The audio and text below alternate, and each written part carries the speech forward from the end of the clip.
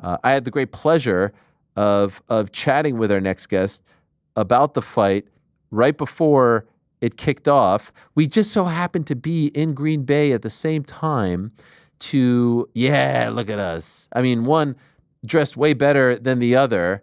And, that's no knock on Dustin's outfit, but I mean, you can't beat Zuba's pants. He was there, of course, representing the New Orleans Saints. I representing the Buffalo Bills. It was lovely to spend some time with him. Hadn't seen him in person in quite some time. And this coming off the big announcement that the last dance for one Dustin Poirier is going to be taking place in his home state of Louisiana, in New Orleans, at the Smoothie King Center. And it's a very, very unique setting. A lot of fighters get retirement fights. That's not unique, but they don't get them at home. And it just speaks to the respect that the organization has for Dustin Poirier. BMF title fight, round 3 versus Max. He introduced and welcomed a debuting Max Holloway to the UFC many moons ago. Now he'll be fighting Max Holloway in his last fight in 2025. It's a crazy story. He's kind enough to join us. Let's say hello to El Diamante. There he is, Mr. Dustin Poirier. Good to see you again, Dustin. How are you? Oh, looks like we lost him. Or he's just really mad at me. One or the other. We'll get it fixed. All right. We'll get it fixed. So, yes, it is going to be round 3. They fought way back when in 2012, UFC 143. I remember it well. A 20-year-old Max Holloway taking a fight on short notice, getting submitted. We didn't know who he would be, what he would become. Dustin, of course, a WEC vet.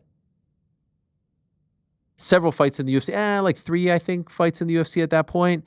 Then they met again in Atlanta in 2019, a tremendous fight, which doesn't get talked about as much as the Kelvin Gastelum versus Israel Adesanya fight, but a pretty damn great fight. It was co-main event for the interim UFC lightweight title, and Dustin won gold on that night, UFC 236.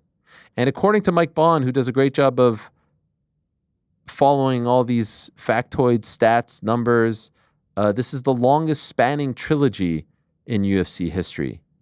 So it started in February of 2012, February 4th, and it will end July 19th for the resurrected BMF title. That's UFC 318. And in case you're wondering, no, a main event for 317 hasn't been announced just yet. So they're skipping one, but there is a 317, and that's going down June 28th in Las Vegas. So we await word on that. We suspect that Ilia Topuria will be one half of that main event, but we don't know if it's going to be a vacant title fight against Charles Oliveira or an undisputed title fight against Islam Makhachev. We do know that that's going to be the main event, and we have not, I do believe, found out any other fights for that card just yet. Now let us go to the man who I was hanging out with in Green Bay over the weekend. Is he there? Yeah, there he is. Hello, Dustin. How are you? What's up, brother? Good to see you again. Great to see you. It was a lot of fun to hang for a bit in New Orleans. Before we get anything out of the way, talk about anything, a huge, huge mazel tov to you and your wife, Jolie, and your whole family. We just saw the announcement. You're going to be a dad once again. How great is that? Incredible stuff. I hope everyone is feeling good, but so very happy for you. That is amazing. Yes, sir. Papacito, man. What's crazy, bro? I told my wife, I was like, I'm about to hop on Ariel's show. I told him I would do it when we were out there in Green Bay.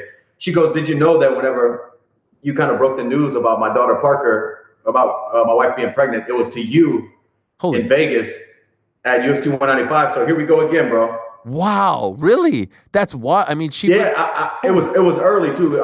It was behind after the fight. I think I fought Joseph Duffy, but my nose got crushed. My adrenaline was pumping. It was supposed to still be a secret, but I told you in the interview. And same thing, you told me mazel tov. My wife brought that up today. That's amazing. Wow, that is incredible. By the way, was she mad at you back then for spilling the beans early? I think she was a little bit. I mean, that was 9 years ago. Yeah. She might have been a little bit mad, but I was concussed, man. Come on. Yeah, come on. I mean, what do you expect? That's incredible. Well, I'm very happy to be here again, talking to you throughout everything all these years later. That's amazing. Great job on Saturday, by the way. You went out there, a bit of a different approach to mine, I would say. You were all business. You went out there, you did the job, and you left. Yeah, you had filler and thriller. I was just thriller. I love it. It is pretty damn fun. You look out. I don't know if you had a moment to look. There's a lot of people there, man. It's pretty Dude, like it was like a hundred something thousand people. I saw people shitting on me on the internet because they were like, "Why does this dweeb, this goofball come up here talking about the weather?" They don't understand. The day before, it was freezing cold and pouring rain, and they had 100,000 people standing in the rain, and it was a beautiful day. But dude, these guys and girls. One woman in the crowd was 90 something years old. She yes. won a helmet. I think you were there when she did. To have that many people there for a draft is insane. And they were so happy. They were so excited to welcome everyone there. I had a blast. No regrets whatsoever. We did briefly talk, by the way, before we parted ways. I went up and then you followed about the Ben Eubank fight, and you told me you would text me afterwards. I told you so because you thought Ben was going to do it. Them's the breaks. That's the game. I thought Eubank, but what a fight! You got a chance to watch it, right? Incredible fight, of course. I got back to my hotel room just in time after the draft, bro. And man, an incredible fight, especially those last rounds that were just in the pocket, toe to toe. I can't wait to see it again. I know they're going to use a rematch clause, and I'm still going Ben. I'm going Ben in the second. Okay. In the second one. Let's see. Okay. Now to your business.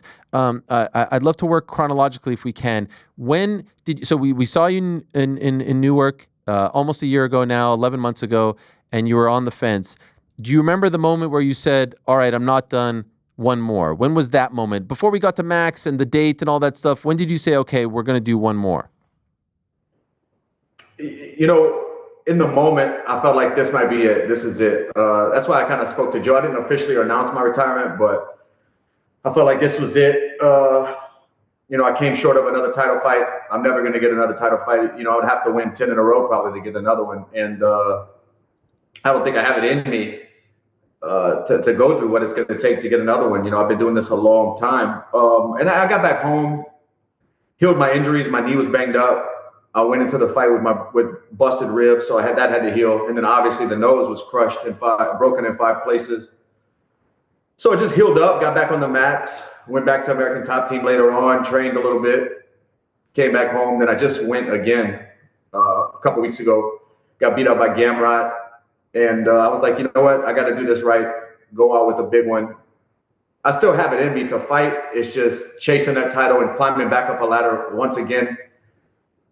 You know, I'm getting old. My body hurts. I can't train like I used to, but I can still scrap. So I just want to have a great fight and go out on my terms. And then to do it, when I brought it to the UFC's attention that I wanted to do it in Louisiana if possible, and they entertained it, I was kind of blown away. I didn't think they would entertain that idea. The UFC hasn't been here in over 10 years. So, man, it's just an honor. I'm just thankful that the company listened.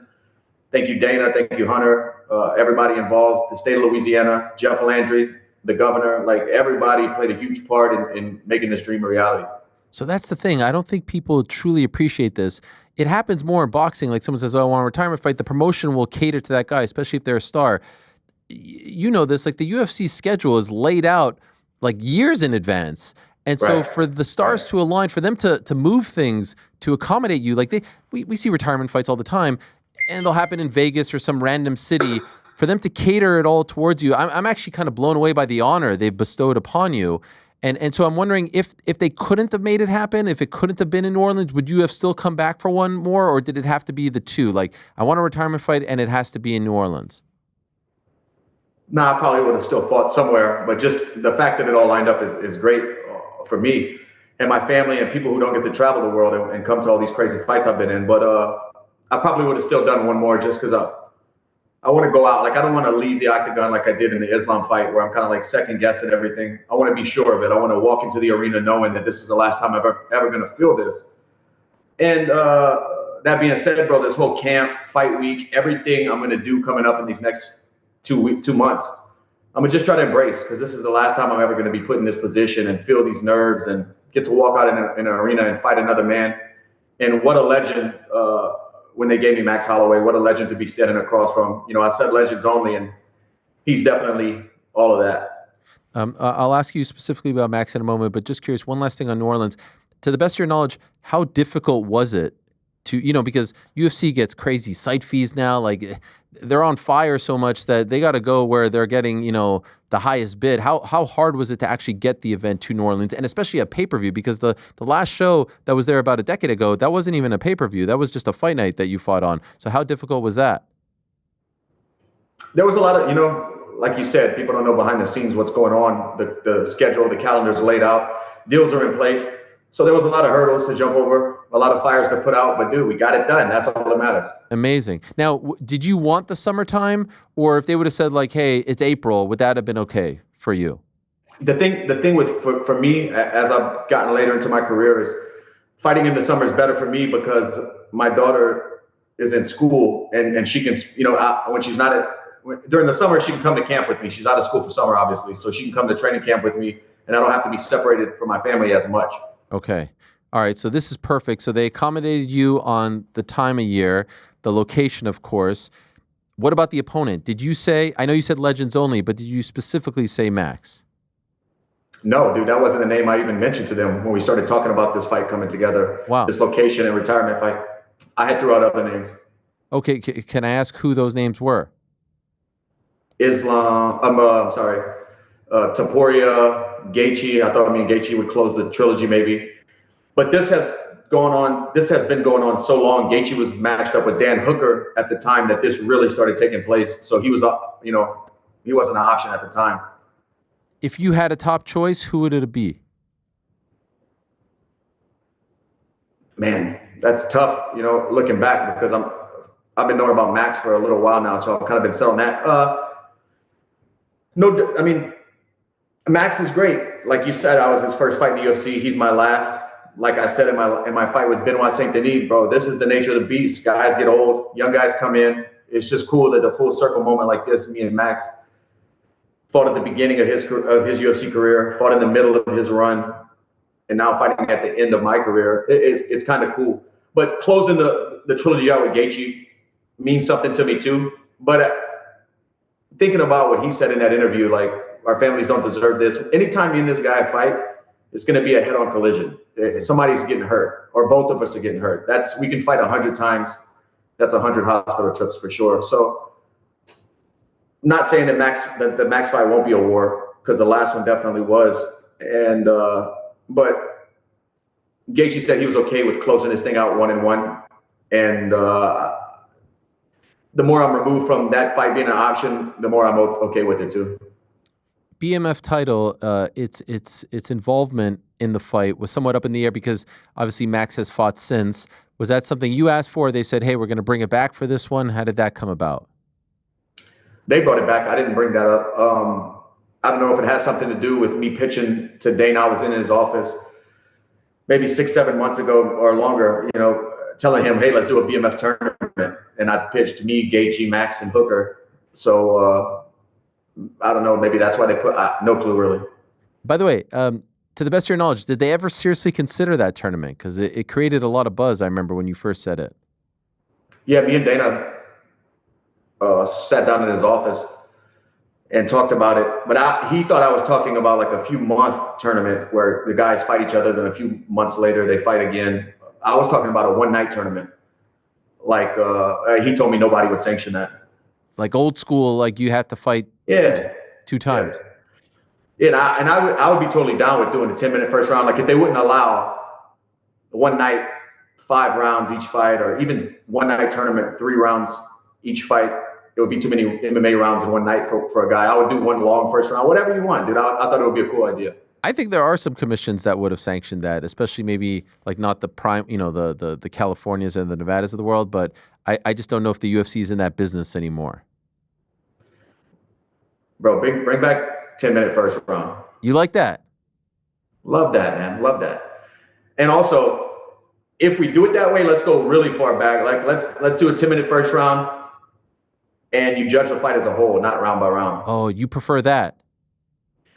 At the end of every fight, I would rather the judge say, which guy would you be walking out of the octagon? Or which girl would you be? Yep. That's Pride rules. That's how they did it in Pride. Yeah, bro. Exactly. That's what I want. Yo, could you imagine? You know what? I feel like every BMF, like what makes the BMF different? It's judged like that. I don't know if the commissions would go for it, but I would that would be be great. Every time there's a BMF Yes. fight, 10-minute first round fights judges the whole. Yes. We're Soccer kicks allowed. Yeah, imagine knees to a grounded opponent. That would be incredible. Would you want those? Are you saying? Hey, we're getting close there, though. We're getting close, right? Getting With close. the hands can touch, you can still boot somebody. Yes. For this fight, you'd be down for that, for the Holloway fight? 100%. Oh 100%. my gosh, that would be unbelievable. Now, would it be a point of pride for you? You win the belt, you win the fight, and they retire it? That would be. I was talking to you about that out in Green Bay. That would be dope, man. To be the last BMF and kind of have that part in UFC history and fight history.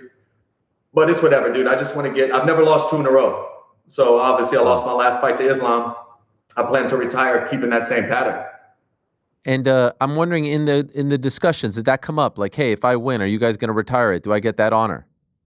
Never once did they talk about that. Okay, so we'll see how they play it. Of course, it was once in the 170 division, then they moved to 155, so who knows? The thing is, I was just talking to GSP about this. He was on earlier, and the art of retiring, Dustin, is a very interesting thing, right? We see some people stick around too long, not get the fairy tale ending. We just saw it with Anthony Smith. No one wants that, but at least he got to go out on his own terms. He asked for the last fight. Then you have guys like GSP. I think no one did it better than him as champion. He walks away. Khabib as well. Why do you, ultimately is it? Let's not forget about the dog, Robbie Lawler. That was beautiful. That was beautiful, and you could say there's different levels, right? GSP walked away as champion. Robbie gets the victory. Right. I remember Chris Lytle had a great goodbye as well. Ultimately, I think he got a double bonus in his last one. He did. Was it against Dan Hardy? I think it was against Dan Hardy in Milwaukee, actually. But to land the plane like this, because I know you've been thinking about how to retire for a minute, to land the plane like this, what is the advice that you'd give to a fighter? How do we reach the point where this is the perfect time to go away and you feel like, okay, there's going to be no regrets? Dude, everybody's career is so different. I'm just at a place now where I want to keep. I've been doing. Here I am again, like with the same broken record stuff. I say this all the time. I've been fighting longer than I haven't. Fighting has been my identity since I was 17 years old. This isn't easy. This isn't an easy choice, but I know.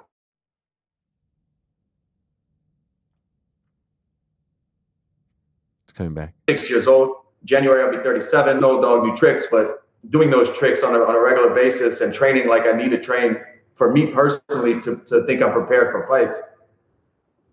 Are you you froze on us there for a moment, but we got you back. Are you still there? Yeah, can you hear me? Yeah, we can hear you. I think the picture might be frozen. Yeah, the picture's frozen, but we can hear you. So we'll fight through it and hopefully it comes back. If not, maybe we reconnect. But okay, so can I ask you this? Is there any part of you that is, okay, I think you're back. Is there any part of you that is worried that you win, you look fantastic, you knock him out in the first round, you're like, damn, man, I should keep on going? Hey there, sorry to interrupt. Just want to remind you, if you haven't already, please do hit that subscribe button. We would appreciate it very much. And while you're at it, give us a thumbs up too. You know, we've got live shows, interviews, clips, and a whole lot more going on this here channel. All right, now back to the show. No, that's the plan. I plan to win and look good doing it. This is it. This is it. When I lay the gloves down, I'm done fighting. I have to come to terms with that. I think it's going to be pretty tough. But I'm still on the way to that fight, so it's not there yet. You know, I'm not dealing with those emotions yet. I have a long camp ahead of me. Max is a tough fight. It's going to be a lot of emotional up and downs, I think, after this one. What do you think the camp will be like? Do you think you'll think about this is the last time I do this? Will you be cognizant? Are you going to try to have those markers and honor those things and celebrate them, or is that a dangerous game to play? I'm going to just try to embrace it and be in the moment and enjoy the pain and the suffering training camp is, you know, because everybody's different, but I pushed myself hard, man. It's 8 weeks of grinding. My body hurts every day. I'm hungry. I just want to do everything right and be at the best that I can possibly be for July 19th and try to put on the best show I can for my retirement fight. And, you know, like I've said, I honor this game. I respect every fighter. What we do is something special at this level. If you can change your family's life and make a career and provide for your family, I'm just so blessed and grateful to have a journey like this. And to be able to do it, I just want to really soak it all in, man. Every day of training camp, the weight cut of fight week, the press conferences, the walkout into the arena, all the uncomfortable is a privilege, man. And I want to really be in the moment. Yeah. When does it all start? When does the camp actually start? My daughter has her final cheer competition coming up this weekend, and I know Gamrot's getting ready for a southpaw. So I think the second week of May, I'll probably head out there, help Gamrot finish up his training camp, give him some southpaw looks, and that'll be the start of mine. By the way, what's up with your guy Gamrot? Why can't he get a high profile fight? What's going on here? I mean, I feel like he's in the mix there, and then he's put on the apex in a very, very tough fight, but it's not exactly high profile. What's happening? Yeah, man, that guy's, I think, undefeated in the UFC. Looks like a hell of an athlete, like good fighter, man. Gamrot, but that's just Gamrot's mindset, though. When I was at the gym 2 weeks ago or whatever it was, he was telling me he'll fight anybody. He doesn't care if they're ranked. He just wants a fight. He actually moved himself to American Top Team. He's living in the dorms. He's been there for 2 months, I think. He said he's not leaving until he fights. So he had his mind set. That's incredible. Good on him. I mean, what a warrior, bro. He beat me up, dude. He's in good shape right now. Okay. Well, I'm looking forward to that. I'm also curious, and I think a lot of people are, and I just wanted to get your take. How do you think the cookie crumbles here at the top of the 55 division? Do you think it ends up being Ilya versus Islam, Ilya versus Charles? It's all very much up in the air. Man, your guess is as good as mine. I say do Ilya versus Islam, International Fight Week. Huge card, huge fight. Everybody's going to be excited about that. Me as a fan, I'm excited about seeing that. So do that International Fight Week. That's a huge week to set it up and a great fight. And then Islam moves on to 170. Do you think he'll have success at 170? You know him well. Yeah, he's big. He's a good sized guy, and his skill set is the highest level to compete with anybody. It's not like he's going to be hugely undersized at 170. There's going to be some guys who are bigger than him for sure, but he's strong and solid. I think he'll fit in good. He'll probably be the champ there. Wow. Okay. You think he can? You think you can get that second title? Yeah, I do. What about Ilya getting a title shot in his first fight at 155? You down with that? I mean, he's undisputed, or he was the undisputed champ until the Miami card at 145. I don't know he's saying he had a deal in place with the UFC that if he was going to move up, his fight was going to definitely be guaranteed a title shot. So if that's true, it has to be. Yeah, I tend to think if you're the undisputed champion in one weight class, you move up, you should probably fight for the belt. I don't feel like it's so controversial. Put him in there at Islam. Let Patty and Hooker fight. Give Gaethje Arman or Gamrot or something like that. Keep the division moving. I know you and Patty were. It was more Patty trying to get that fight, and you said legends only and all that. Ultimately, were you surprised at what he did to Michael Chandler? Of course, man. Of course. I really thought Chandler was going to beat him, but I was wrong. Patty's legit, man. Do you think he could be champion? Yeah. If he believes it and works hard enough and keeps doing what he's doing, he can be. If you were, walking around right now across paths, you and Michael Chandler shake hands. Do you think at this point you guys can be not friends but like cordial around each other? Yeah, I think so. Yeah. There's no animosity there, right? Or do you think there always will be some sort of animosity? Nah, he's good. You're the olive branch guy. He's good, bro. He just did some dirty shit, and I don't like the way he tries to say he doesn't do stuff like that. Even if it's not on purpose, him doing certain things, like just be a man and admit it. Mm-hmm. Going back to your fight, June of 2015. Do you remember that fight? Do you remember the last time you fought in New Orleans? Yeah, of course. I fought another Hawaiian. That's right. Oh, that's crazy. Yes, that's right. Yancy Medeiros. That is wild. Yeah. What do you remember from that time? Like, did you feel like there was more pressure because you were close to home? No, I loved it. I know some guys who don't like to fight at home because it's more pressure, people reaching out for tickets and feel like more weight is on their back, but I loved it, man. I love being home. I love New Orleans. I love Louisiana. It's going to be a special night. Man. And I don't think they've announced anything else for the card, but obviously all the attention is going to be on you, and it sounds like you're okay with that. In the end, do you know how many times you'll... By the way, I was wondering about this, and we talked about it a little bit. Like, and I had Anthony Smith on. I was like, "Oh, this is going to be your something 61st fight." And he's like, "No, it's not even close to that." I feel like you may fall under that umbrella as well. Like right now, it says that your official record is 39-1, so this would technically be your 40th fight. But do you think it's way more than that? Yeah, I have at least 10. Wow. At least 10 fights that aren't on my record. And why? Is it just because they were in small promotions, or like how did they not get there? Small promotions, sanctioning bodies weren't the same back then. This is before Sherdog. This is full contact fighter days, where it was mixed rules. Like we would do a raise of hands if we could throw elbows. It was just it's just what it was back then. Does that bother you that it's not on there, or who cares? I mean, it would be cool because I'm 9-1. I'll get 9 more wins. Oh wow, you even know your record? Yeah. You know which fights are missing? Yeah. That's amazing. 9-1, man. So technically, if that would be 9-1. This would be like your 50-something, 51st fight, or 50. 51? I thought it was more than that. Nah, it's more than 50. Well, because right now it says that your record is 39-1. That's 40, and you're saying 9-1. So it's 51, maybe. Yeah, 51. Golly, that's incredible. I was wondering, have there been any talks? Fightville was at the beginning. Any talks of a sequel, something? I know the director, Michael Tucker, he's been sending me emails talking about any talks about like closing the loop, ending, filming anything to sort of, close the story.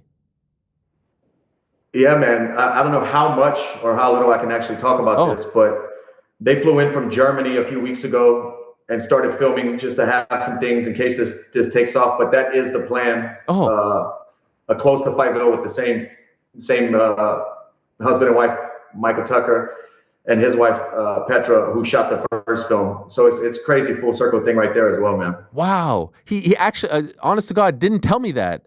He would just like. Yeah, I might be saying too much. No, that's amazing. So they're gonna follow you this entire time. That's the plan. Wow. Are you okay with that? Honestly, I don't like. All the embedded guys know, the countdown people know. I don't like messing with the camera. I try not to be a jerk to them, but I don't like all that extra stuff. But to have this captured for my last fight, to have this moment in time forever. The same thing with the first Fightville documentary, man. Like I wasn't too crazy about in the moment doing it, but I'm so thankful my kids are gonna have that to watch, and I have that piece of my life captured. So I'm looking at it that way for the final, the closing of this fight story. To have this on film to go along with the first one, dude, is incredible. How many people get that opportunity? Yeah. And till this day, one of the greatest combat sports documentaries of all time. I'll just ask you a couple more and then we'll let you go. I know you've talked about life after fighting. 3 years from now, what do you think Dustin Poirier is doing? Like, what's the main thing? You have the Good Fight Foundation, you've got the hot sauce, you've got other things, you've got great sponsors. What do you think is the main thing? Because you're still such a young guy. You're not even close to 40. Yeah, dude, I'm leaving a lot of money on the table. I'm making the most I've ever made in my career, and I'm walking away. It seems crazy, but I just want to be healthy, and I want to be a father and a husband and be home more, staying busy, being the daddest man. Being the daddest man. That's what I want to do. So you don't think you'll work? You'll think you'll be more just like present at home? I'm always going to be working. I'm always hustling, doing something. I have a lot of things going on, businesses outside of fighting, but nothing's going to keep me busy like fighting does. Nothing's going to fill that void of fighting. I'm going to try to find something. Hopefully I don't go crazy. Do you think you'll be a coach? I would love to help out guys who know about fighting and they're on their journey, but starting guys from a blank sheet, like teach someone how to shrimp down a mat and how to throw a jab cross and footwork fundamentals is not like a passion of mine. I don't know if it could ever turn into that, but right now, no. But if, like, let's say a guy like Johnny Eblen says, like, I'd love to have you in my camp and then ultimately corner me, things like that, you're not going to completely kind of sort of disappear from the sport. Of course not. No. And I do that anytime he asks me. I fly down to Florida and I corner him wherever he wants. Guys like that, I'll help out anytime and give any knowledge I think I've learned over the years of doing this any pointers, any tips on anything, I would love to help guys like that. But I'm never going to be fully away from the sport, bro. I'm gonna still be in the gym every week, doing jiu-jitsu, doing kickboxing drills. It's not like I'm gonna just smoke bomb and disappear. Yeah. I'm always gonna be around the sport. I would love to keep working for ESPN, doing analyst work, staying connected to the sport. I'll figure it out as the time goes.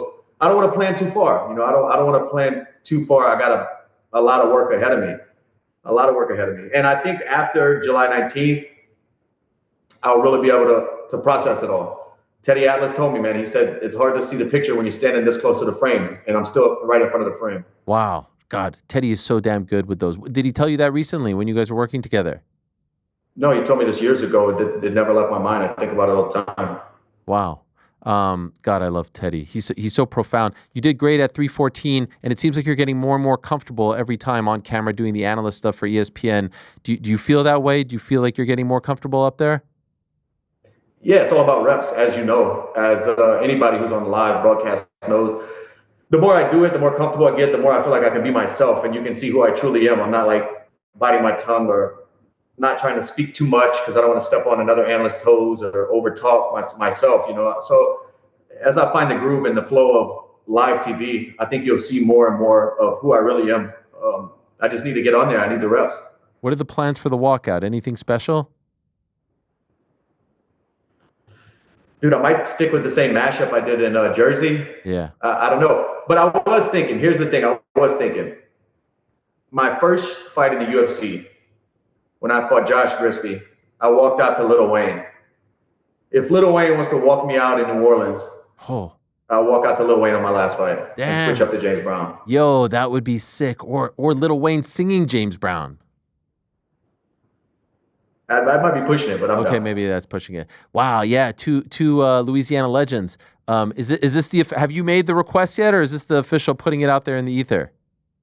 No, I haven't spoken about it. This is the first time. You know what I love about this? Because if I'm being 1,000% honest, Lil Wayne was snubbed at the Super Bowl. He should have been the halftime show for the Super Bowl. It shouldn't have been that Johnny Come Lately, Kendrick Lamar. It should have been Lil Wayne. He is Louisiana when it comes to music, right? And so here's the next big event, the next big sporting event in the city since the Super Bowl. That's your retirement fight, UFC 318. He walks out with you. Come on. Does he sing DC's song, the Rise Above It one, or is it a different song? What are we singing? Nah, I think I know for sure. I walked out my debut against Josh Grisby, Drop the World. So if he does Drop the World, I'll come out to it in my last fight. Oh my God! All right, I'm gonna call him after this. I'll put in a word and hit him up. He has my number. If he sees this, tell him to hit me up. Hit me up, Wayne. You and Wayne text? I did this podcast once. Okay. Hey, that's not bad. That works. By the way, speaking of DC, he never got the retirement fight in Louisiana. So once again, it's another victory for DP over him in the battle of who's the king of Louisiana. Look, DC called me yesterday. Actually, he tried to call me. Couldn't answer it. I was busy. I was working in a yard. I was doing some landscaping duties. And then I called him back, and he's like, "Oh, damn, you really are a Louisiana boy. You don't answer my calls because you're outside doing yard work." I'm like, "Yeah, bro. I'm here right now." So he understands what's going on. Yeah, no, he gets it. Well, I'm delighted for you. This is the way it should have been. It's a beautiful thing. Kudos to the UFC for making it happen, the city for making it happen, the state as well. No one deserves it more than you. So congrats on getting this opportunity, this fight, the way you wanted it. And I can't wait to see how it all plays out. And that fight week is going to be amazing as well. So great to see you this past weekend, your wife as well. And again, most importantly, congratulations. I was trying. Do we have it? Oh, we do. Hey, how about this? We found it. We found the moment. UFC 195. This is it. You telling me way back in the day. Let's take a look. Let's watch it together. You seem to be very fired up after the win, even in the middle of the fight. This one meant a lot to you. Why? Honestly, man, I just found out my wife's pregnant. Mazel tov. Thank you, bro. It's going to be my first child. I found out not too long ago, a week ago. So it kind of put things in perspective already for me. In my past, man, I've overthought things, cared too much, if that makes any sense. Fighting is who I am, and it's what I love to do. And I'm so passionate about it that it overwhelms me. But lately, I just said, you know what? I don't care. Damn, how about that? I haven't seen that in years. Crazy. Yeah, so I told you when I found out, and I'm telling you again, man. It's crazy. My nose was smashed in that video. I had 2 surgeries right after that. Golly, what a time. You've always been gracious. I'll never forget the Korean Zombie post-fight interview. Very few do that. The emotion, you've always been so real, and it's just been such a pleasure. I know this isn't the last time we'll speak, but watching that takes me back to all those great moments backstage. Thank you, Dustin. Congrats on getting this, and good luck in training. Really appreciate it. Thank you, brother. I appreciate it, man. And I'll tell you what, July 19th, I'm going to fight like it's the last one. Can't wait. All the best to you. There he is, Dustin Poirier. Oof, gives me chills when he says that. Makes my palms sweaty. I don't know if you could see that right there. What a freaking legend. A real one, as they say, a real one. I referred to that zombie interview because it didn't go his way that night in Fairfax, but he showed up and he was so emotional, and you could just see how badly this guy wanted it, and you wanted it for him. You wanted it for him. And I think whether you're a McGregor fan or a Holloway fan or some of his other, Khabib, Islam, like, I don't know many people who don't like a Chandler fan. Like, how do you not respect that guy? How do you not like that guy? Always kept it real, always did it the right way. Yeah, I'm going to be bummed when he walks away, but I'm looking forward to the celebration that is to come of his career and everything in the aftermath. Thanks for watching this video. Before you go, if you haven't already, hit that subscribe button for us. Also, give us a thumbs up, leave a nice comment. These things go a long way. And while you're here, do check out the rest of the channel. We've got live shows and full interviews, clips, and a whole lot more. We're doing big things here, and we appreciate your support very much.